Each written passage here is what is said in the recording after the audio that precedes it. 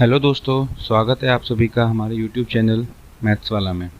तो आज मैं आप लोगों के लिए एक नया टॉपिक लेके आया हूं और हमारे टॉपिक का नाम है पॉलिनोमियल्स। ठीक है, तो पॉलिनोमियल्स के बारे में अगर थोड़ी सी हम बात करें तो पॉलिनोमियल्स हमारा 6-7 क्लास से स्टार्ट हो जाता है एंड अप टू 10 तक हमारा चलता है। तो ये हमारी पहली वीडियो जो होगी वो जस्ट बेसिक कॉन्सेप्ट्स को लेकर है, जिसमें हम 6th से लेके कवर करना स्टार्ट करेंगे और थोड़ा थोड़ा हम 10th क्लास तक के टॉपिक को टच करेंगे। तो आइए पॉलिनोमियल्स को समझने से पहले इसकी डेफिनेशंस को समझ लेते हैं।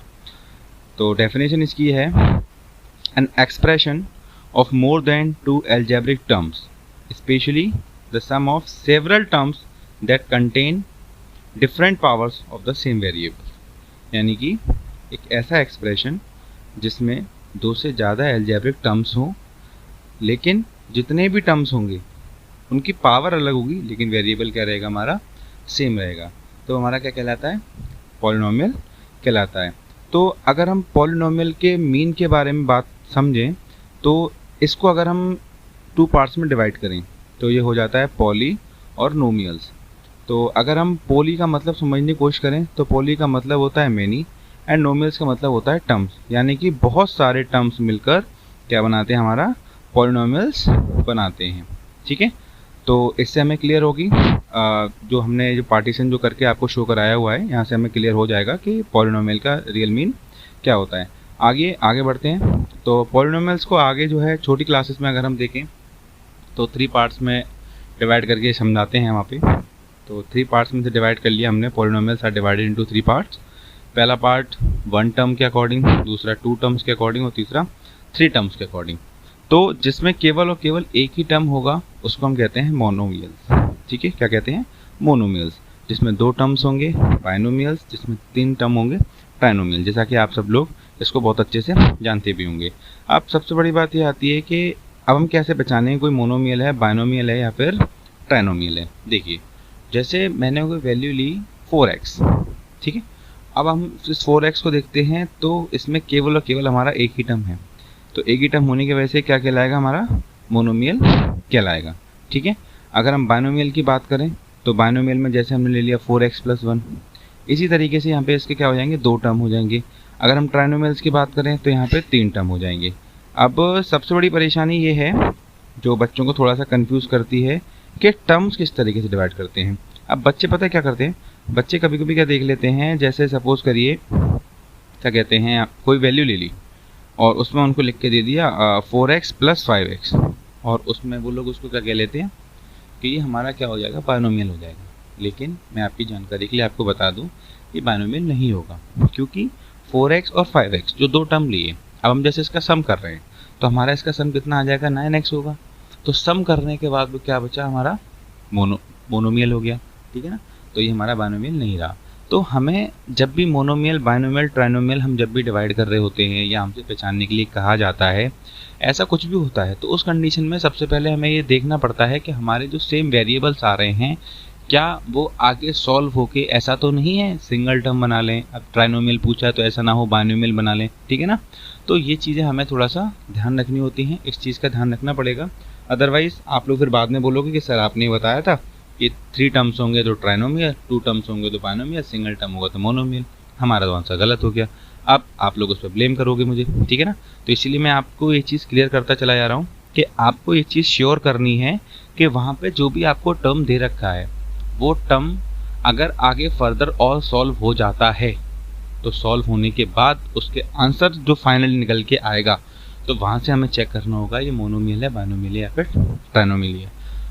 मोस्ट ऑफ द केस में स्टूडेंट्स को कंफ्यूज करने के लिए इसी टाइप के क्वेश्चन दिए जाते हैं एग्जाम्स में, क्योंकि स्टूडेंट्स क्या करते हैं वो केवल और केवल टर्म्स के अकॉर्डिंग समझ के आ जाते हैं और वो सोचते हैं अरे हमारा आंसर ठीक है, और वहाँ पे मार्क्स डिडक्ट हो जाते हैं।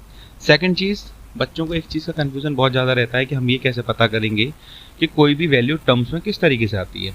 तो मैं आपको बता दूँ, अगर कोई भी 2 वेरिएबल्स या 3 वेरिएबल्स हों या 4 ले लो, अगर उनके बीच में कोई भी प्लस या माइनस का ऑपरेशन लगा हुआ है, ठीक है ना, तो वो हमारा टर्म्स में अलग अलग डिवाइड हो जाता है। ठीक है, लेकिन उसमें भी हमें एक बात ये ध्यान रखनी होती है कि ऐसा ना हो कि सेम वेरिएबल हो। जैसे एक और दूसरा एग्जांपल लेके अगर मैं आपको समझाऊं, जैसे हमने कोई नंबर ले लिया 4x + 5y + 6x, ठीक है। अब बच्चा क्या सोचेगा, अरे सर ने बताया था प्लस या माइनस कुछ भी लगा हो तो 3 टर्म्स डिवाइड हो जाती हैं। पर बच्चे ने यहाँ पे एक चीज़ का दिमाग नहीं लगाया कि 4x और 6x दोनों क्या था, सेम वेरिएबल था। अब सेम वेरिएबल होने की वजह से वो फाइनली क्या बना देगा, 10x बना देगा। तो हमारा जो फाइनल आंसर आ जाएगा वो क्या आ जाएगा, 10x + 5y आ जाएगा। अब उसके बिहाफ पर यहाँ पे कितने टर्म बचे, केवल 2 टर्म बचे। ये बाइनोमियल का टर्म हो गया। लेकिन स्टूडेंट क्या करते हैं, जल्दबाजी वहाँ पे क्या लिख देंगे, ट्राइनोमियल का लिख देंगे। बोलेंगे नहीं 3 टर्म्स है तो ट्राइनोमियल होगा।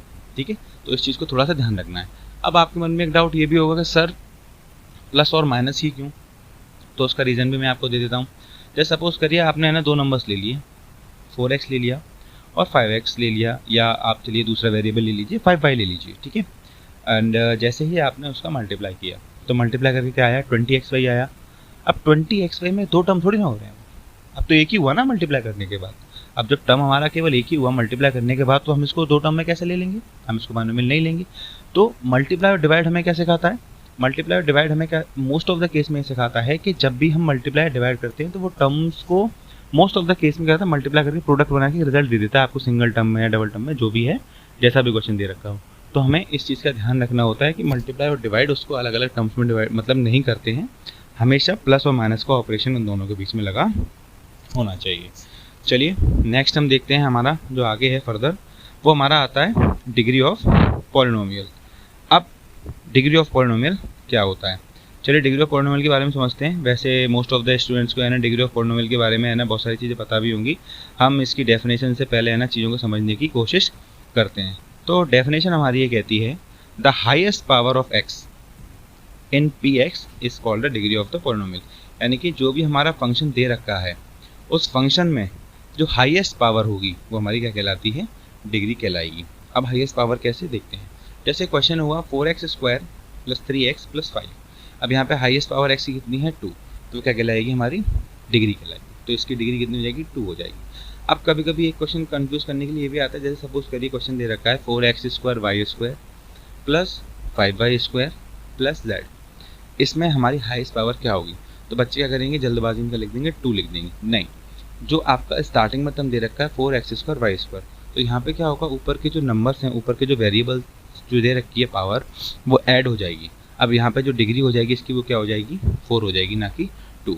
तो आपको बस यही ध्यान रखना है, जब सिंपल क्वेश्चंस होते हैं तो वहाँ पे तो आप है ना इजीली पहचान लेते हो और कर देते हो, लेकिन जहाँ इस तरीके का क्वेश्चन आ जाता है तो वहाँ पे आप लोग गलती कर देते हो। तो ये गलती से हमें बचना है और पावर हमें उसी हिसाब से देख के डिग्री बतानी है। ठीक है, अब जो नेक्स्ट चीज़ जो है हमारी जीरोस ऑफ पॉलिनोमियल, तो जीरोस ऑफ पॉलिनोमियल फाइंड करना ये आपका 9th-10th में आता है। ठीक है, 6 to 8 वाले स्टूडेंट्स के लिए ये नहीं होता, ये 9th-10th में आता है। देखते हैं जीरोस ऑफ पॉलिनोमियल क्या है, फिर मैं आगे आपको इसके बारे में बताता हूँ। The value of variable for which the polynomials become 0 is called as zeros of polynomial. ठीक है, इसको मैं आपको बहुत ईजी लैंग्वेज में समझाने की कोशिश करता हूँ एग्जाम्पल लेके। जैसे हमसे बोला कि किसी भी एक इक्वेशन के है ना जीरोस फाइंड करके बताइए, तो उसमें इनडायरेक्टली हमें क्या करना होता है, उस इक्वेशन को फैक्टराइज करना होता है।